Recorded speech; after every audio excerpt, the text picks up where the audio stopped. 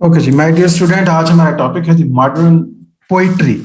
Modern literature का introduction हमने कर लिया है, उसके ऊपर हमारे इस लिटरेचर के ऊपर, इस ईरा के ऊपर, मॉडर्न पीरियड के ऊपर ये हमारा देखा जाए तो दूसरा लेक्चर है आज। और इस मॉडर्न पोइट्री जो है, इस पार्ट को हमने इस योजना को सिलेक्ट किया है पहले पढ़ने के लिए। लेकिन यहाँ भी हमारे पास प्रॉब्लम ये आ जाएगा कि ये काफी कॉम्प्लेक्स एज है, तो इसमें काफी सारे राइटर और कुछ मूवमेंट्स हैं, काफी सारी डिविजन्स हैं। इस वजह से हम इसे डिफरेंट पार्ट्स में करेंगे, दो बड़े हिस्सों में करेंगे। वैसे हमने इसे तीन हिस्सों में डिवाइड किया है। शायद स्टडी के एतबार से शायद हम इसके जो लेक्चर बनाएंगे वो मॉडर्न पोइट्री के ऊपर दो बनेंगे या तीन भी बन सकते हैं। ये डिपेंड करता है कि हम आगे इसको कितनी जल्दी कवर कर सकते हैं। सबसे पहले हम देखते हैं कि मॉडर्न पोइट्स को, या इस लेक्चर को जो है, या इस बड़े लेक्चर को कह लेंगे, बड़े टॉपिक को हम डिफरेंट पार्ट्स में हमने डिवाइड किया। कि पहले फर्स्ट पार्ट हमने इसमें हम देखेंगे इंट्रोडक्शन को। बेसिकली पहले होगा बाकायदा पार्ट स्टार्ट करने से पहले एक इंट्रोडक्शन होगा। उसके बाद हम पार्ट वन में जाएंगे रॉबर्ट ब्रिजेस और जेरार्ड मैनली हॉपकिन, ए ई हाउसमैन। ये तीन ऑथर्स, तीन पोइट्स जो हैं, हम इनके बारे में डिस्कस करेंगे। फिर सेकंड पार्ट करेंगे हम the Georgian poets, the images, the French poets. और पार्ट थ्री के अंदर W B Yeats, T S Eliot, और उसके बाद टी एस एलियट के बाद कुछ माइनर पोइट्स का हम तस्करा करेंगे। तो ओवरऑल अगर आप जो हमने बनाना है, मेंटल मैप एक प्रिपेयर करना है, जेहन के अंदर हमने इसको ऑर्गेनाइज करना है इस डाटा को, तो इस तरीके से हमने रखना है। इसकी इस तरह से हमने पार्टीशन कर ली हुई है। तो सबसे पहले आज जो चीज़ हम देखेंगे वो इंट्रोडक्शन प्लस पार्ट वन है।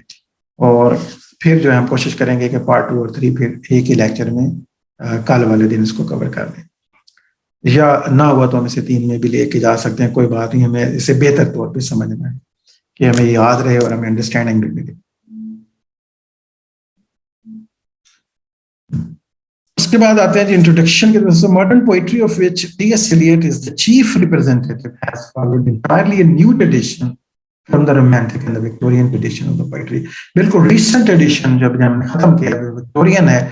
और विक्टोरियन बिल्कुल आपको पता है अब्रप्ट एंड हुआ था romantic period. Romantic period actually उन पोइट्स की सडन अनफॉर्चुनेट, कुछ ब्राइट माइंड है उनकी डेथ होने की वजह से, रोमांटिक जो है वो पीरियड एक तरह से अब्रप्ट उसकी एंडिंग होगी। लेकिन विक्टोरियन, क्वीन विक्टोरिया के असेंशन से ऑन द थ्रोन से ये नहीं है कि विक्टोरियन जो ट्रेंड ही खत्म हो गए थे, वो रोमांटिक ट्रेंड खत्म हो गए थे, बल्कि वो अपने आप में किसी हद तक कुछ ना कुछ कंटिन्यू करते रहे कहीं ना कहीं पे।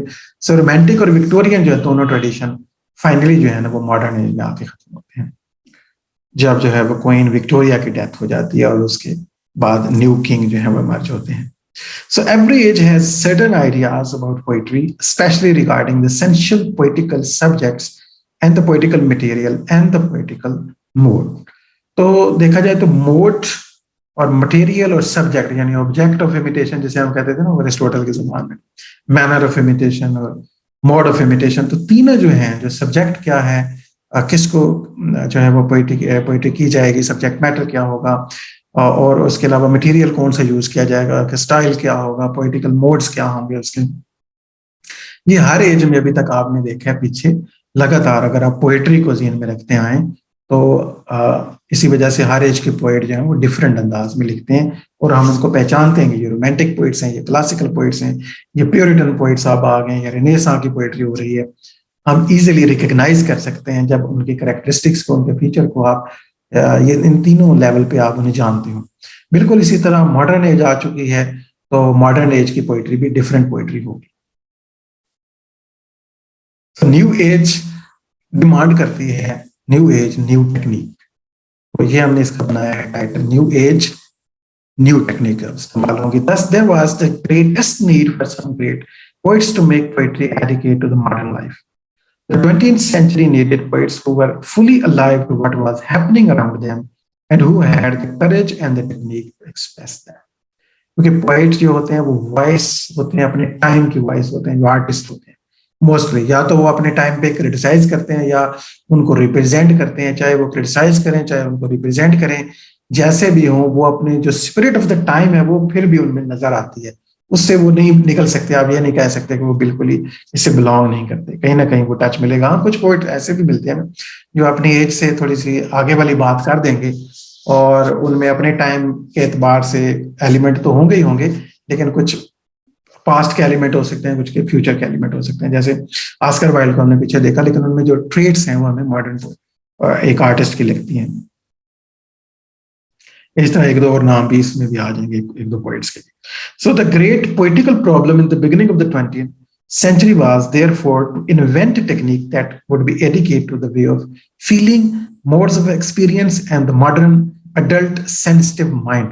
मॉडर्न जो है ना, this is also the adult mind है अभी, ठीक है। वो फेज निकल गया है, वो जो पहले जो है ना इंग्लिश रेस जो है वो बड़े आइडियलिस्ट हुआ करते थे, वो बड़े रूल अबाइडिंग होते थे, फिर वो फ्री फ्री जो है वो बच्चों की तरह उन्होंने सोचना शुरू कर दिया, रोमांटिसाइज किया चीजों को, एडोलसेंस की जैसे एज होती है, और उसके बाद ऐसा लगता है विक्टोरियन एज में वो थोड़े दरमियानी एज में चले गए थे, और अब ऐसे लगता है कि वो जैसे बंदा 40+ का हो जाता है तो वो एक अडल्ट माइंड हो जाता है मुकम्मल तौर पे, सेंसिटिव भी हो जाता है, साथ साथ उसकी थिंकिंग भी, उसमें सिनिसिज्म भी ज्यादा आना शुरू हो जाता है।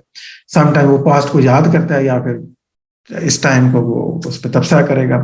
तो लेकिन जो भी एनालॉजी चलिए हम यूज कर लें ह्यूमन लाइफ के साथ, लेकिन न्यू एज थी, तो अब न्यू एज की जो सेंसिबिलिटीज हैं, जो अंडरस्टैंडिंग है, जो स्पिरिट है, उसको एक्सप्रेस करने के लिए हमेशा जो आर्टिस्ट होते हैं वो क्रिएटिव होते हैं, और अपनी क्रिएटिवनेस उन्हें प्रूव भी करनी होती है। तो यकीनन वो सोचते हैं कि न्यू आइडियाज को अगर हम पुराने तरीकों से ही नया आइडिया बयान करने की कोशिश करेंगे तो लोगों को वो पुराना लगेगा, ठीक है। अब जैसे वो कह रहे हैं कि हमने अब जो है वो जो पॉट है वो भी अब नया यूज करना है, अगर उसमें हमने मटेरियल जो चेंज करना है वो चूंकि चेंज हो गया, इसलिए हमारी पॉटरी भी चेंज होनी चाहिए, हमारा स्टाइल भी चेंज होना चाहिए, हमारा वे ऑफ जो बताना एक्सप्रेशन है वो भी चेंज होना चाहिए। So T S. Eliot being a poet as well as a critic, ये भी ऐसे पोइट हैं जो पोइट प्लस क्रिटिक हैं, जैसे वर्ड्सवर्थ है, जैसे एस टी कॉलरिज हैं। तो critic, his poetical theories are reinforced by his own poetry, and thus he has exerted a tremendous influence on modern poetry में टी.एस. एलियट का एक बड़ा नाम है, इन्होंने बहुत इन्फ्लुएंस किया है मॉडर्न थिंकिंग, यानी कि हम कह सकते हैं कि मॉडर्न थिंकर्स को सही तौर पे अगर कोई रिप्रेजेंटेटिव आपको मिलेगा ना, वो टी.एस. एलियट होगा। यहाँ पे जैसे रोमांटिक्स में वर्ड्सवर्थ है, अगर उसको आप सामने रखें तो आपको सही पता चलता है कि ये इस टाइम की बात हो रही है। तो बिल्कुल इसी तरह टी.एस. एलियट जो है, इसी तरह ड्राइडन उससे पहले रिप्रेजेंट कर रहे थे, मिल्टन उससे पहले, शेक्सपियर उससे पहले, ठीक है। और इसी तरह विक्टोरियन एज को बड़ा ऑथर कौन सा रिप्रेजेंट कर रहा है, ये अभी आप मुझे बताएंगे, शायद थोड़ी देर बाद बता दें। तो टी.एस. एलियट जो है ना, मॉडर्न स्पिरिट जो है अगर आपने समझनी है तो एक एक ऑथर भी अगर आपके जहन में हो ना, तो वो काफी चीजें हमें समझ आ जाती है। कुछ ना कुछ डेविएशन आपको पता है बाकी पाई जाती है, लेकिन एक ऑथर वो होता है जो अपने टाइम को रिप्रेजेंट करता है सही तौर पर मेरिट के ऊपर। तो इन्होंने बहुत इन्फ्लुएंस किया है, इनकी जो है वो और मजे की बात ये है कि ये ना सिर्फ थीरिस्ट थे बल्कि प्रैक्टिशनर भी हैं। तो थीरी इनकी प्रैक्टिस में भी नजर आती थी, तो वो पोएट प्लस क्रिटिक वाला रोल इन्होंने play. So it is mainly due to him that all serious modern poets and the critics have realized that English poetry must develop along some other line than that running from the Romantics to the Tennyson and the Swinburne. और यहाँ पे इन्होंने सोचा कि हमें change करना चाहिए, जो रोमांटिक्स की लाइन थी, जो टेनिसन, स्विनबर्न या ब्राउनिंग वगैरह ने जो पोइट्री किया, अब हम पोइट्स की नजर से चूंकि देख रहे हैं अभी इस डायमेंशन को, तो इन्होंने सोचा कि हमें कुछ एक अलग लाइन लेनी चाहिए। तो न्यू जो है एज है उसकी डिमांड है कि न्यू टेक्निक हो और new thought, new sensibilities, adult जो माइंड था उसको रिप्रेजेंट करते हैं T S. Eliot. So self discovery क्या है, इस स्लाइड का हमने टाइटल रखा है self discovery. Of the other important poets of the 20th century, Robert Bridges belonged to the transition period.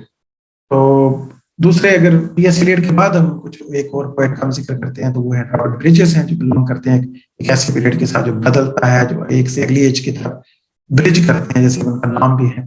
So E. Houseman, a classical scholar like Robert Bridges, rejected the ecstasies of the romantic poetry. उसके बाद हमारे पास एक नाम आता है E. Houseman का, जो कि बिल्कुल एक लाइक क्लासिकल स्कॉलर हैं, रॉबर्ट ब्रिजेस की तरह रिजेक्ट करते हैं ecstasies of the romantic poetry. बिल्कुल पिछला ट्रेंड था, एक एक्सटेसीज में जाके वो लिखते हैं, ओपियम जैसे कि खा के लिखते थे। ओपियम लेके कौन सा राइटर लिखता था? Sir ST college. ST college, हाँ जी, कौन भूल सकता है इनको। एसटी कॉलेज, हाल तो वो मजबूरी में याद रखना ओपीएम लिया करते थे, वो बाद में उनको एडिक्शन हो गई थी, ये बात सच है, लेकिन स्टार्ट में एज ए ट्रीटमेंट उन्होंने लिया था। पेन किलर नहीं थे ना, मॉडर्न पेन किलर जैसे डिक्लोफेनेक सोडियम आजकल है आपके पास, इवन ब्रूफन वगैरह भी नहीं था, वो बेचारा नहीं तो वही ले लेता। खैर सर ये कन्फेशन ऑफ ओपियम ईटर, ये वो है, बुक का नाम है? हाँ जी, ये बुक का नाम है। ये किसकी बुक है मैम? ये उनकी तो नहीं है, ये किसी और नहीं सर, उनकी तो नहीं है, उनकी नहीं है, लेकिन वैसे मैं पूछ रही हूँ। हाँ जी, हाँ जी, वो भी ओपियम लेते थे ना, वो शौक के तौर पे। उस जमाने में ओपियम एक ऐसी एक नई चीज आई थी, शुरू में एक ड्रग के तौर पे आई थी, और फ्राइड बहुत ज्यादा लिया करते थे। फ्राइड तो जो है ना, वो गिलास पानी का लेके उसमें 2-4 चम्मच ओपियम डाल के पी जाते थे। मैं हैरान हो गई, छोटी मोटी नहीं, 3-4 चमचे ओपियम के डालते थे, पाउडर के, और पी जाते थे, और फिर केस सुनते थे कि हाँ जी आप सुनाओ क्या मसला है, और कहते हैं अक्सर वो खुद सो जाते थे, तो ओपियम के असर के तहत उन्हें नींद आ जाती थी। तो हिप्नोटिक्स का नजरिया भी दायर उन्होंने ऐसे तो नहीं ना देना था दुनिया को।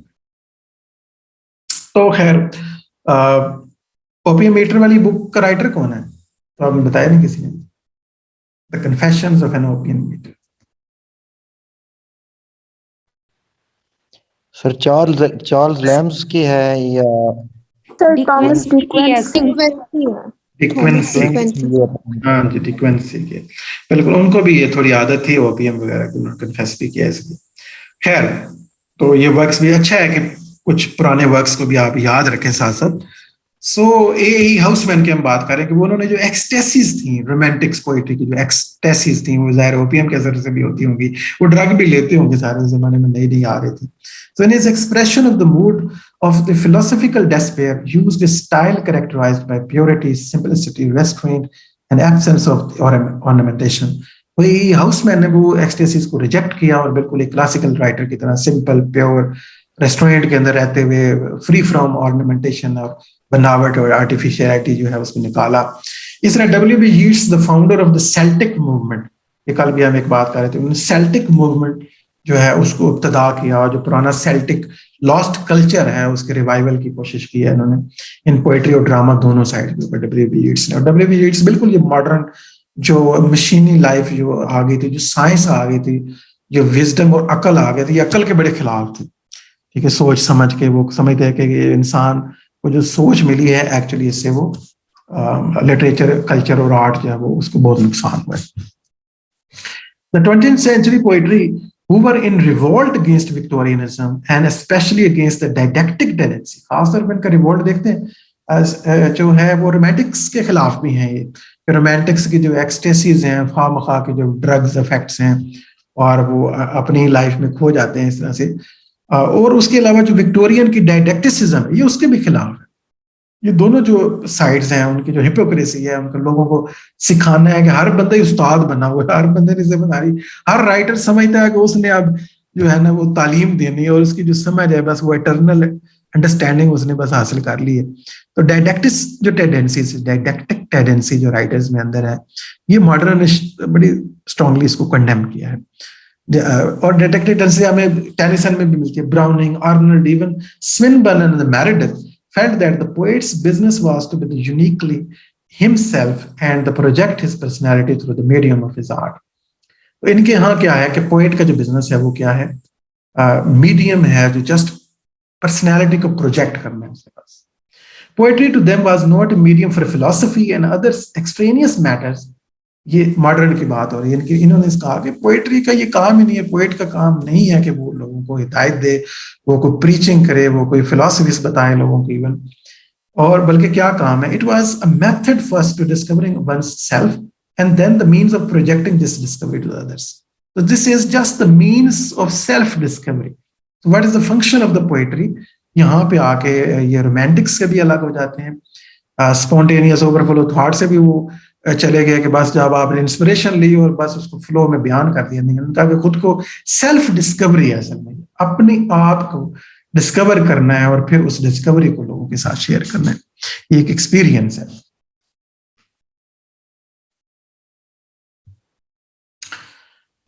से इंट्रोडक्शन देख रहे हैं, ये ध्यान में रखिएगा, ये सारा पार्ट भी कंप्लीट नहीं होने जा रहा है, जस्ट इंट्रोडक्शन है। एक दो ऑथर भी आपके सामने आ गए हैं, उनके नाम भी मैं पूछ सकता हूँ अभी आप। सर यहाँ पे सेल्फ डिस्कवरी को हम ये कह सकते हैं कि अपनी जात का जो मतलब अपना अंदर बाहर लेके आना।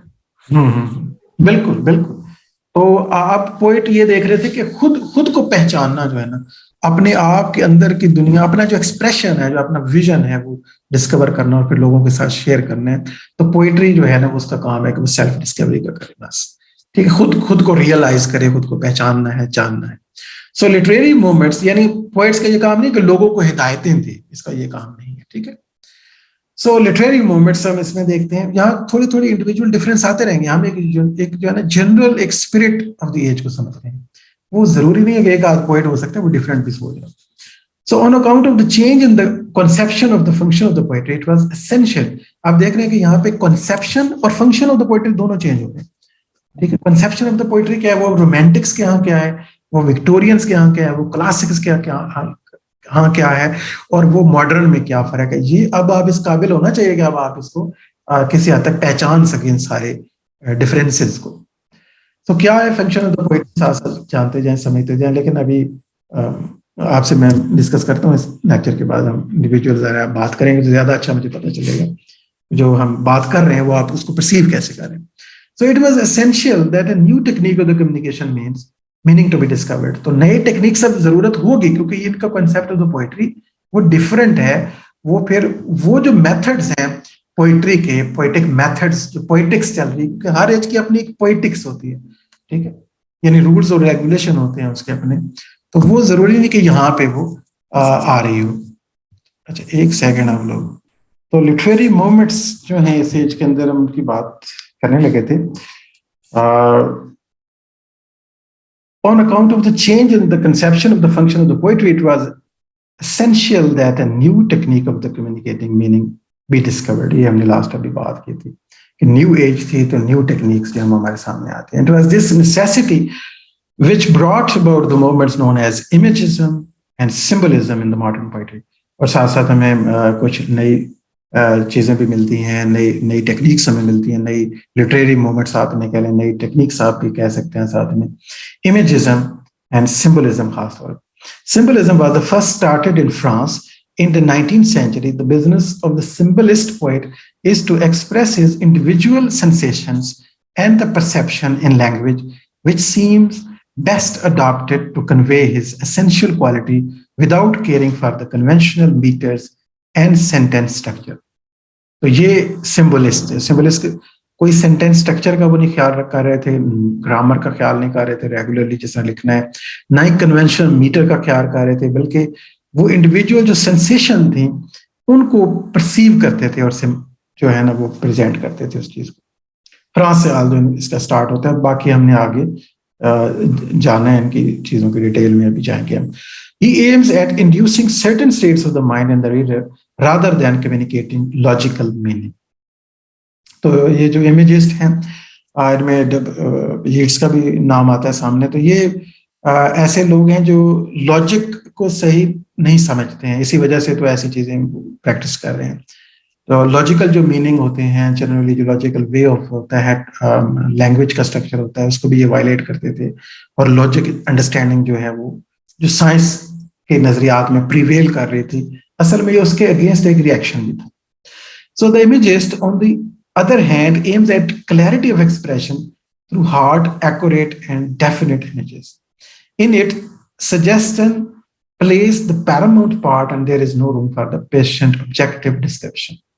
ठीक है, एक तो इनकी राइटिंग सजेस्टिव है और दूसरा है कि ये कन्वेंशनल वे से हट के डिफरेंट मीनिंग के तौर पर चीजों को या परसीव करते थे और उन चीजों को प्रेजेंट करने की कोशिश करते थे जो लॉजिक के फॉर्म में ज़ाहिर नहीं समझ में आएंगी।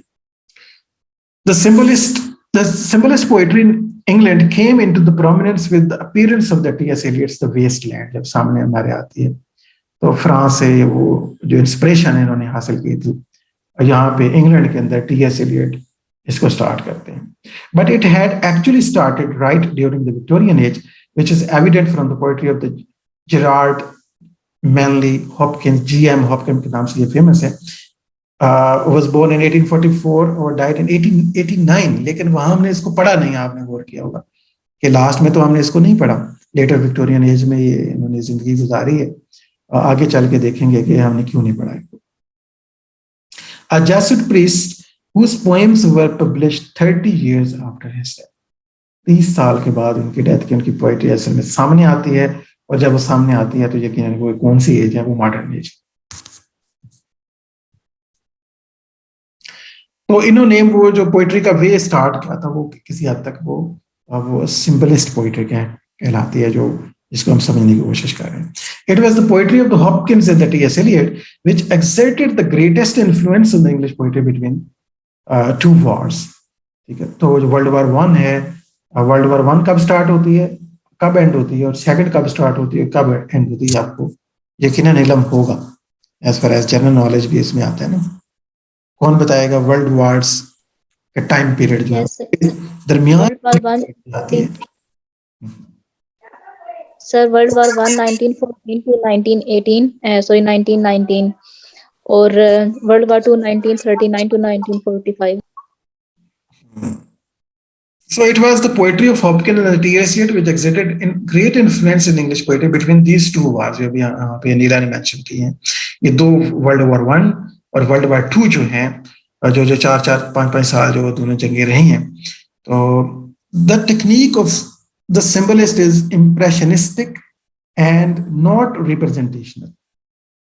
तो जो सिंबलिस्ट होते थे ये इम्प्रेशनिस्टिक किस्म की इनकी पोइट्री होती है। इम्प्रेशनिस्टिक होता है जो आप जिस तरह से जो ऑथर परसीव करते हैं, उसकी परसेप्शन, ये कोई ये रियलिज्म नहीं है। आई मीन ये रियलिस्टिक जो डिस्क्रिप्शन है जो विक्टोरियन एज में डोमिनेट कर रही थी एक थॉट, वो थी रियलिज्म, और वो थी कि जो जैसे है उसको ऐसे ही प्रेजेंट किया जाए।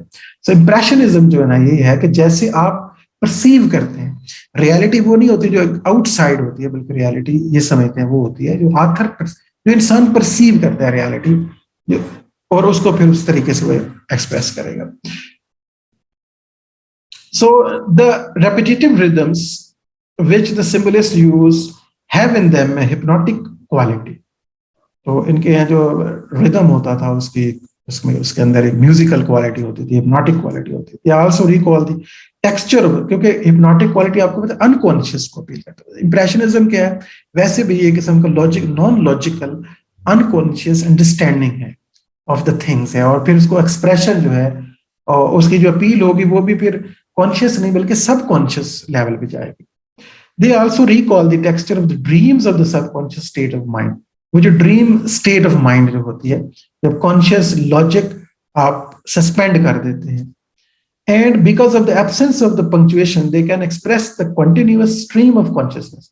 अब जो स्ट्रीम ऑफ कॉन्शियसनेस है वो टेक्निक यहाँ पे यूज की जा रही है। नो पंक्चुएशन नहीं होते थे, किस्म किस्म की ग्रामर भी वो उस तरह से रेगुलर जो ग्रामर है उसको नहीं यूज करते थे, पंक्चुएशन को तो बिल्कुल भी नहीं, और ऐसे लगता था कि कंटिन्यूटी है इनके वर्क के अंदर।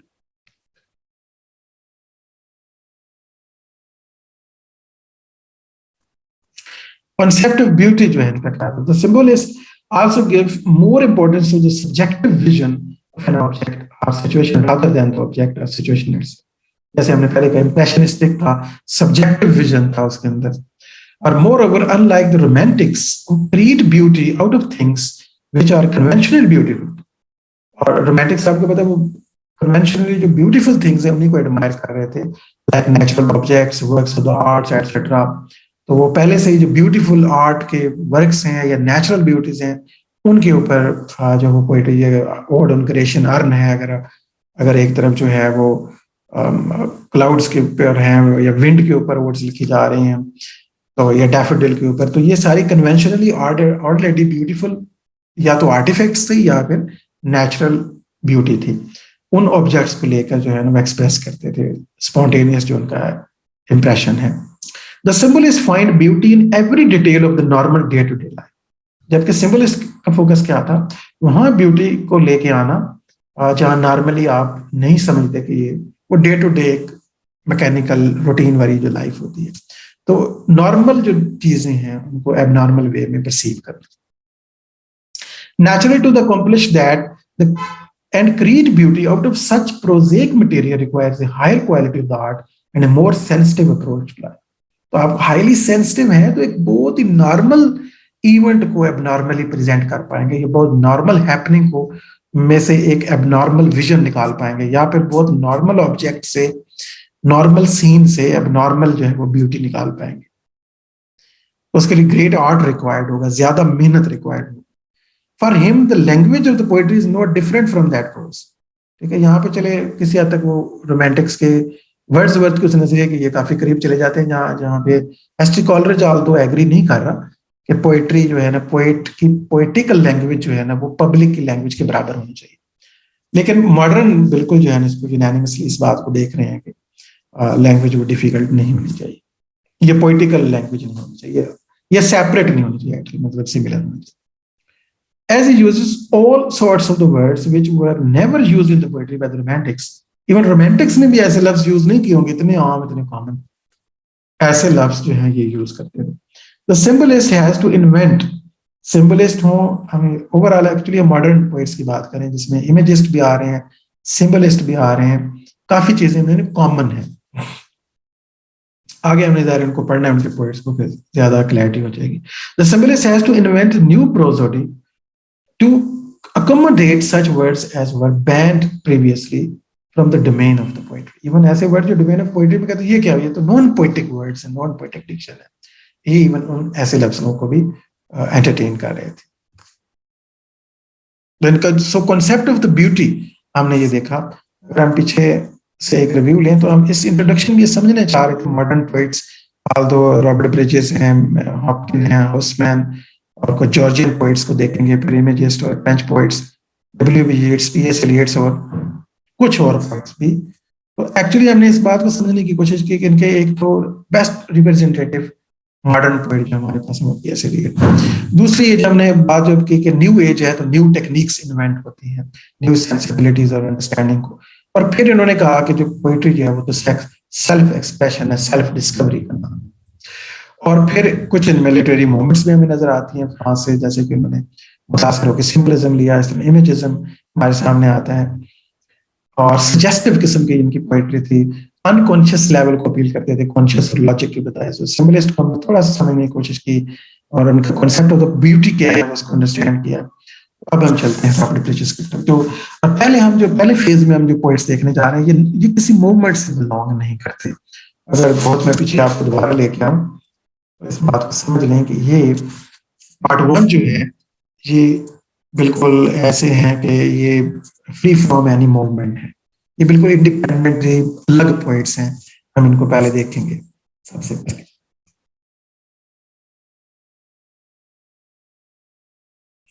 पहले हमारे पास आते हैं रॉबर्ट ब्रिजेस, जो हम खास तौर पे जिनको आज हमने समझना है, जो 1840 में पैदा होते हैं, 1930 के अंदर की डेथ होती है। सो रॉबर्ट ब्रिजेस को 20th century poet may be considered as the last of the great Victorians as he carried on the Victorian tradition.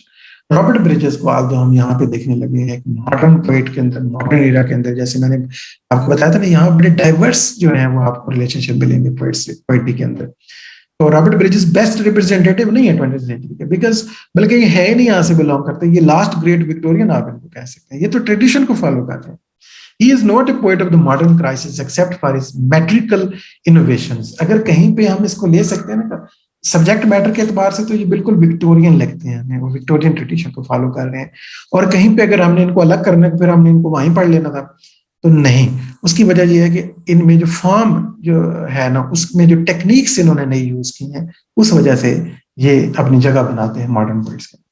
Belonging to the aristocracy, his work is also concerned with the layered and highly cultivated aristocratic class of society. दूसरी बात है, ये बिल्कुल एक aristocratic class से belong करते थे और इन्होंने अरिस्टोक्रेटिक क्लास के बिल्कुल मुताबिक हाईली, जो कि लेयर्ड क्लास होती है, बिल्कुल उनके पास करने के लिए कोई काम नहीं होता, आपको पता है, वो भी पैसे कमाने के लिए जॉब नहीं करते। सो highly cultivated aristocratic class of society को रिप्रेजेंट करते हैं, बिल्कुल थैकरे की तरह, जिन्होंने नॉवेल राइटिंग में जो है वो एलीट क्लास और अरिस्टोक्रेटिक क्लास है उसको एड्रेस किया, और उनको समझते भी थे क्योंकि उनसे बिलोंग करते थे। रॉबर्ट ब्रिजेस यहाँ पे वो इन मामले में थोड़ा सा सिमिलर है। तो ये लेमैन की, रॉबर्ट ब्रिजेस बिल्कुल लेमैन की नहीं बात कर रहे, आम आदमी की कोई जिक्र नहीं कर रहे। तो सब्जेक्ट मैटर के एतबार से आप नहीं कह सकते, ये बिल्कुल विक्टोरियन स्टाइल है। एक ट्रेडिशनल पोएट भी हम कह सकते हैं. In his poetry we find beautiful description of the English landscapes, clear streams, gardens, songs of the birds, सारा हमें मिलेगा.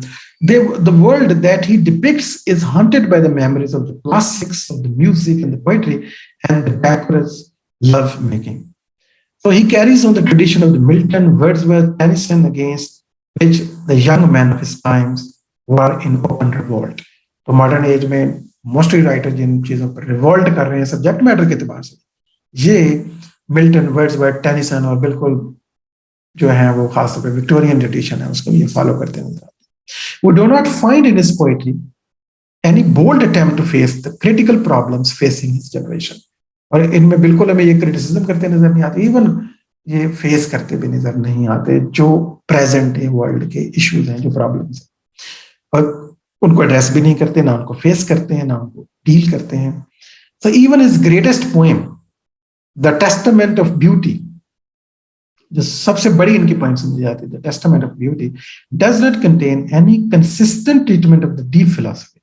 तो यहाँ पे किसी किस्म का हमें गहरा फलसफा या कोई डिसकंटेंटमेंट या कोई डिसइल्यूजनमेंट या कोई अपनी एज से रिलेटेड जो एलिमेंट है हमें नहीं मिलते. द टेस्टामेंट ऑफ ब्यूटी अपने सब्जेक्ट मैटर के एतबार से विक्टोरियन एक पोएम है, और अगर अपने हैंडलिंग के एतबार से देखें तो फिर ये यकीनन एक मॉडर्न है. That is why Yeats remarked that there is emptiness everywhere in the poetry of the bridges. तो W.B. Yeats ने यहाँ पर रिमार्क दिया, इनके बारे में याद रखने वाले हैं, वो है कि वो कहते हैं कि emptiness है, there is emptiness everywhere in the poetry of the bridges. कि वो हमारी एज के पोइट होने के बावजूद इनमें कोई भी ऐसी चीज नहीं मिलती जो सब्सटेंस हो जिसके अंदर, कोई बात हो जिसके अंदर, और ये क्योंकि थीम में एम्प्टी है इसलिए वजह से वो इनको कह रहे हैं एम्प्टीनेस है.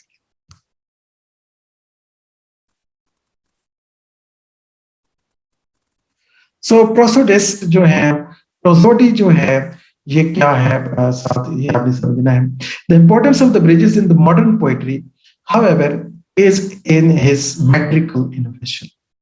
तो जो साउंड पैटर्न है, जो मेट्रिकल जो इनोवेशन उन्होंने की है, वो इनका कंट्रीब्यूशन है ब्रिजेस का. He was a lover of the old English music and many of his early lyrics are obviously influenced by the Elizabethan lyricist, specially Thomas Campion. So he was a remarkable prosodist, the first English poet who had a grasp of phonetic theory. Phonetic theory in not a linguistic sense. Phonetic theory मतलब किस तरह rise and fall होता है sounds का poetry के अंदर. तो इन्होंने म्यूजिक का बहुत ख्याल रखा है, और प्रोसोडी जो है उसका ख्याल रखा है, इसका जो है मेट्रिकल के किस तरह मीटर को तरतीब देना है और किस तरह साउंड पैटर्न को क्रिएट करना है. तो working under the influence of his friend Hopkins, Hopkin ये दोनों फ्रेंड थे, और हॉपकिन के इनके साथ और क्या ताल्लुक है आगे वो भी आएगा. To whom he dedicated the second book of the shorter poems, Bridges wrote his poems following the rules of new prosody. उन्होंने उनके साथ मिलकर new rules of writing poetry, यानी मीटर और म्यूजिक और साउंड का ये जो पैटर्न और स्ट्रक्चर होता है पोइट्री का, इसे प्रोसोडी कहते हैं. तो न्यू प्रोसोडी जो है इन्होंने इन्वेंट की उनके साथ मिलके हॉपकिन के साथ. Some poems of the bridges, and the best of the bridges metrical experiment is the sprung rhythm.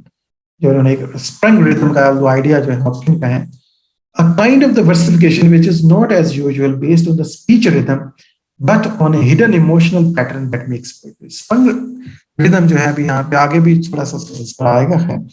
sprung rhythm जो है मैंने हॉपकिन के साथ मिलकर एक नया आइडिया जो है जनरेट किया था, और ये उस पे इनका rhythm of poetry. अब सर sprung rhythm अब है क्या?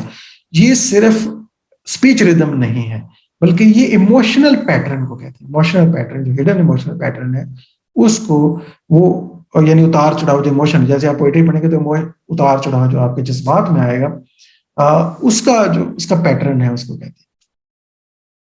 And it was a definite contribution to the development of English words.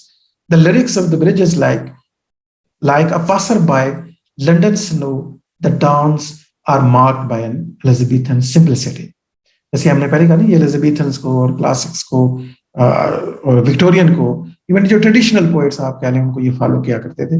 तो हमें इनका टच सब्जेक्ट मैटर के एतबार से यहाँ से मिलेगा। और जहाँ तक मीटर की हैंडलिंग का ताल्लुक है, नई टेक्निक का ताल्लुक है, तो उन्होंने स्प्रंग रिदम हॉपकिंस के साथ मिलकर एक बनाया था। So in the sonnets, The Growth of Love, we find the calm and the meditative strain of the Victorian love poetry. तो इनके ये बड़े बड़े काम हैं, The Passerby, London Snow, The Dawns, and The Growth of Love. A believer in the Platonic love, he exalts the ethical and the intellectual principle of beauty.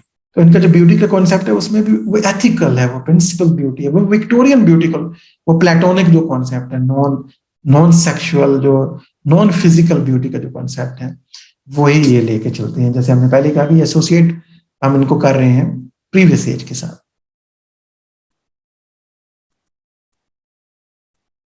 तो ये किस्म के आइडियलिस्ट थे। जब हम प्लेटोनियन की बात करते हैं तो फिर ये आइडियलिज्म की तरफ चले जाते हैं। This poetry bridges thus transcended rather than solve the modern problems by faith in idealism and the evolutionary spirit. तो ये एक एवोल्यूशनरी स्पिरिट पे बिलीव करते हैं, आइडियलिज्म पे बिलीव करते हैं, और लिहाजा इन्होंने अपने प्रॉब्लम्स को बजाय इसके उनको एड्रेस करते या उससे मुतासिर होते इन्होंने ट्रांसेंड कर दिया, एक ड्रीमी वर्ल्ड में चले गए और एक आइडियलिस्टिक वर्ल्ड जो है वो अपनी क्रिएट कर ली। He has no sympathy for the downtrodden and the less fortunate members of the humanity. Aristocratic class से जो के बिलोंग करते थे, इसलिए वो हाई टेस्ट और क्लासिकल पोइट्री या रोमांटिक जो रिसेंट जो ट्रेंड्स चल रहे थे, यानी उनको ये फॉलो कर रहे हैं। और इनको डाउनट्रोडन की जो लाइफ है, जो अनफॉर्चुनेट प्रॉब्लम्स हैं या अनफॉर्चुनेट जो इश्यूज हैं, मेंबर्स ऑफ ह्यूमैनिटी हैं, so whatever whenever he deals with the simple human theme as in the poem the villagers, he reflects the mind of the upper class which has lost touch with the common humanity. जैसे हमने कहा था ना कि middle उस as के अंदर, Victorian age के अंदर जो है विक्टोरियन एक स्नोबरी भी पाई जाती थी कुछ कैरेक्टर्स के अंदर, क्योंकि एरिस्टोक्रेटिक क्लास और मिडिल क्लास जो राइज कर रही थी और निचली क्लास को बिल्कुल उन्होंने उस पर इन्वेस्ट नहीं किया था। इसी वजह से मॉडर्न एज में कुछ उस बात के भी हमें असर मिलते हैं। तो ये अपर क्लास का एक माइंड आपको इनके किसी भी पॉइंट में नजर आएगा, अपर क्लास टू माइंड, खासतौर पे चाहे वो पोएम इनकी द विलेजर ही क्यों ना हो, अबाउट विलेज पीपल ही क्यों ना हो, तब भी इनका जो व्यू पॉइंट है वो ऊपर से ही इन्होंने देखा है उसको फिर भी।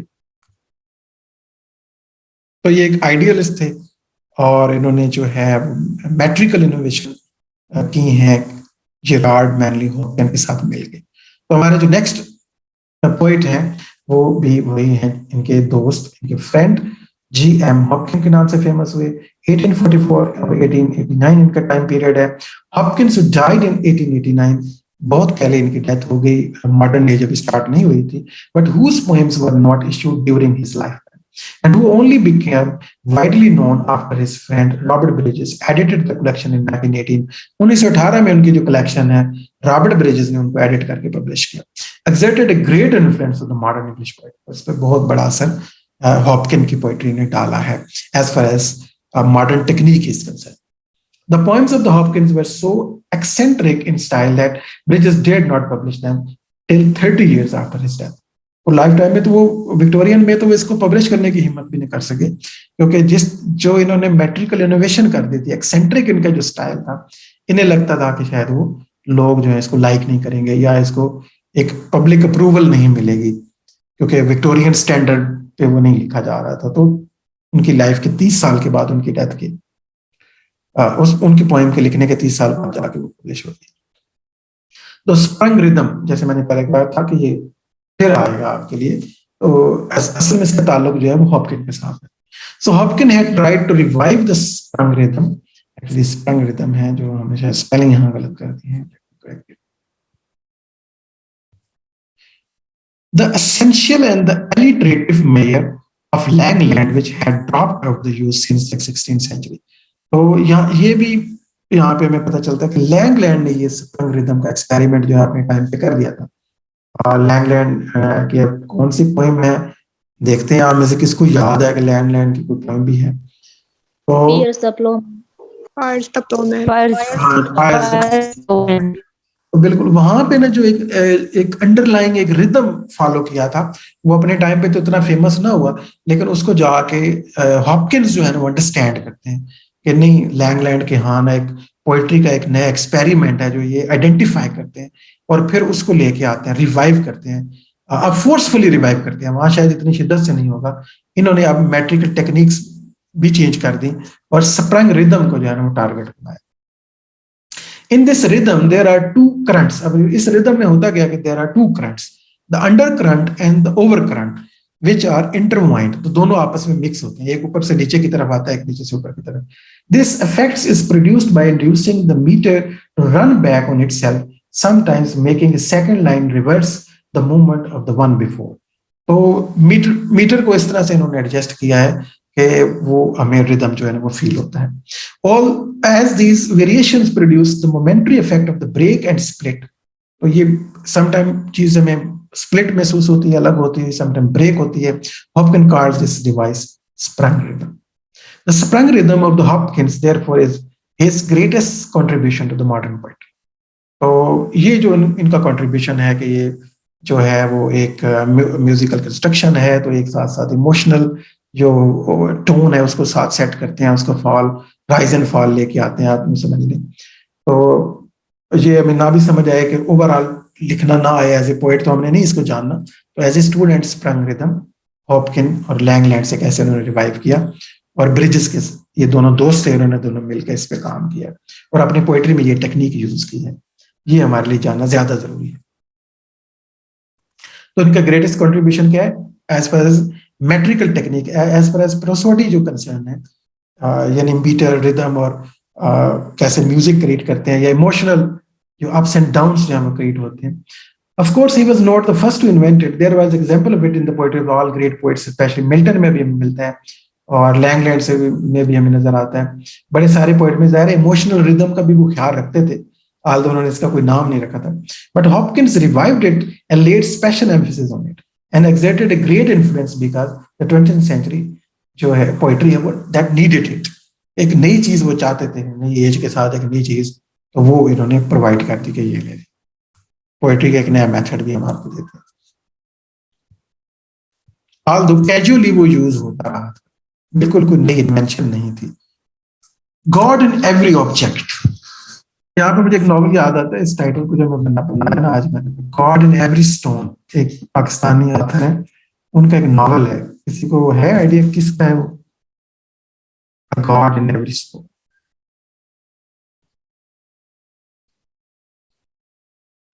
तो फिर आपको बाद में अगर याद आ जाए तो मुझे बताइएगा। Hopkins like Keats was endowed with a highly sensuous temperament। Hopkin जो है जी, हॉपकिन की हम बात करें ब्रिजेस की बात, ब्रिजेस और हॉपकिन में वो स्प्रंग रिदम इन्होंने ज़ाहिर मिलके काम किया। तो हॉपकिंस में भी कीट्स की तरह सेंसुअस ब्यूटी को परसीव करने का टेम्परामेंट पाया जाता था, लेकिन कीट्स से इनका फर्क है। But being a deeply religious man having an abiding faith in the God, he refined his faculty and offered it to the God।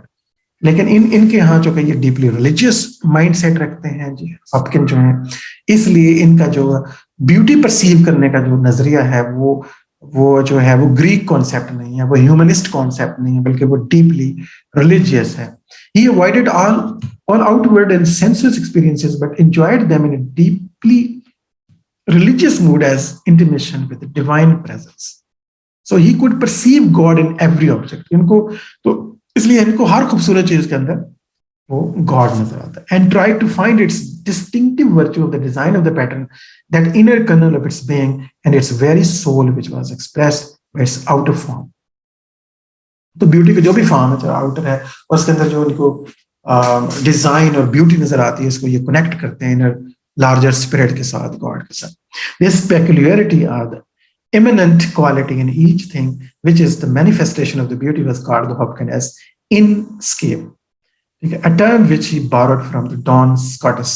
Don Scotus जो है वो एक अलग फिलोसफर है, स्कॉटिश से ही पता चलता है कि वो स्कॉटलैंड के होंगे। तो डॉन स्कॉटिस जो है वो जो उनका जो नजरिया था वो एक रिलीजियस फिलोसफर है। तो उन्होंने ये एक टर्म इन्वेंट की थी जो इन्होंने हॉपकिन ने यहाँ पे यूज की है कि वो यही है, everything is, every beautiful thing is basically is the manifestation of the divine presence, यानी खुदा होता है हर खूबसूरत चीज के अंदर। ठीक है, तो इसको हम हॉपकिन कहते हैं इनस्केप जो है। दस टू हिम, इनस्केप हमने यहाँ पे टाइटल पे बनाया है इसका। So Hopkins के हाँ, not only trees, grass, flowers, but each human spirit had its personal inscape, a mystic creative force which shapes the mind. तो एक mystic, एक creative inner spirit, एक force होती है जो create करती है, वो हर चीज के अंदर मौजूद होती है, inscape जो है उसका। His greatest poem, The Wreck of the Deutschland, which is full of storm and agony, revealing the mystery of the God's ways to men. और ये जो God's ways to men है, justification of the God's ways to men, आपको याद आ रहा होगा। ये किसकी लाइन है? Justification of God, I justify the God's। Milton. हाँ जी, मिल्टन। तो यहाँ आपको देख रहे हैं कि इनका जो नजरिया ऑफ ब्यूटी भी है ना, वो किसी हद तक मिल्टन से मिलता है।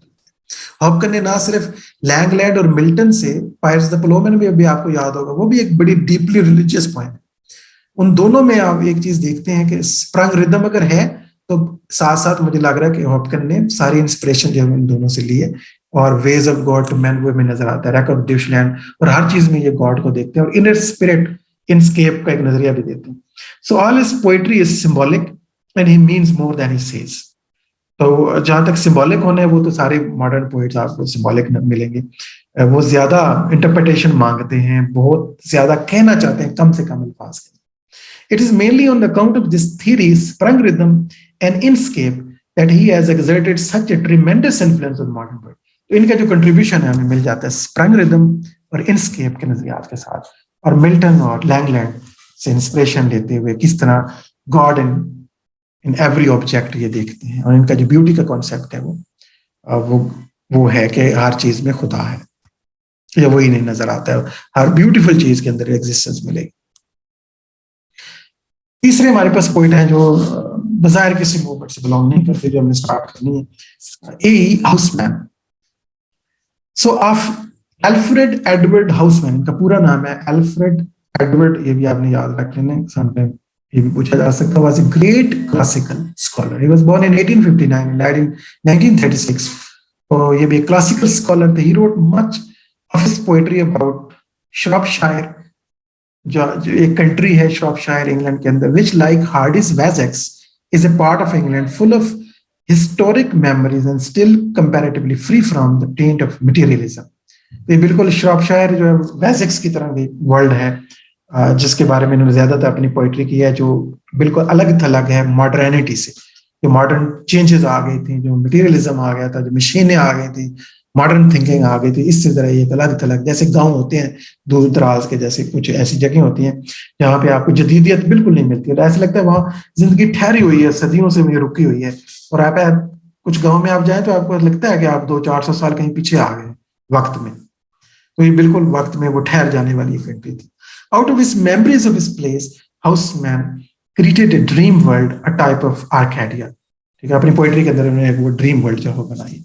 His most celebrated poem, Shropshire Lad, which is a pseudo-pastoral fancy, deals with the life of the Shropshire lad who lives a vigorous, carefree life. तो Shropshire कंट्री का एक लैड है, एक लड़का है, जिसके ऊपर उन्होंने पोएम लिखी, और किस तरह वो वहां पे केयरफ्री जो है ना लाइफ जीता है।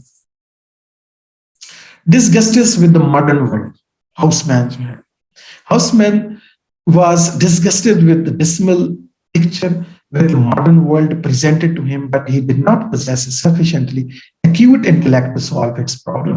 The modern world जो थी उसमें बहुत ज्यादा पेचीदगी थी, कॉम्प्लेक्सिटी थी, और जो है साइंस ने नए नए सवाल जन्म ले चुके थे, नए नए प्रॉब्लम हमारे सामने आ गए थे, और ऐसा लगता है कि इनको लगता था कि ये ह्यूमन इंटेलेक्ट जो है प्रॉब्लम सॉल्व नहीं कर पाएंगे। So Hausman also wrote a few poems expressing the horrible destruction caused by the modern wars and their utter futility and inhumanity। और दूसरा मॉडर्न वेपन आ गए थे, वार आ गई थी, इन चीजों ने भी इसको बहुत डिस्टर्ब किया, डिसइल्यूजन। इनमें डिसइल्यूजन में एक डिसगस्टेड बिहेवियर पाया जाता है। तो इनको अपने टाइम के साथ जो है ना वो पहाड़ थी, एक नफरत सी थी। But he was on the whole a minor poet who could not attain the stature of T.S. Eliot or W.B. Yeats। लेकिन हमें ए हाउसमैन जो है वो कोई जो अल्फ्रेड एडवर्ड हाउसमैन है, हमें बड़े जायंट किस्म के पोएट नजर नहीं आते। तो इनका श्रॉपशायर लैड एक ही वर्ग, और इनका नाम पूरा याद रख लेना काफी होगा, और श्रॉपशायर वर्ल्ड का वेसेक्स के साथ जो कंपैरिजन। तो यहाँ पे हम देखते हैं कि हमारा पार्ट 1 खत्म हो जाता है और हमें जॉर्जियन पोइट्स में अब जाना होगा। तो यहाँ तक हमने जैसे कि कहा था कि हम पढ़ेंगे। आज के लिए हमारे लेक्चर खत्म होगा, कल हम जो है ना इसका नेक्स्ट पार्ट करेंगे।